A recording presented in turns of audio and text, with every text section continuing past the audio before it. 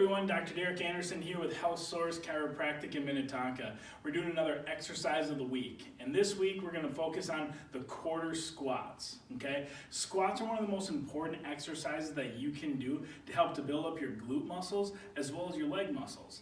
Now, your glutes are extremely important to keep those strong because they're one of the major supporters of your pelvis and your low back. So a lot of times people who have lower back pain, a lot of it is a result of their glutes becoming weak because we sit all day at our jobs. So one of the best ways to do is a lot of people can't do a full squat because it hurts their knees or they get really sore afterwards. So what we do with our patients is we start them off with just a quarter squat.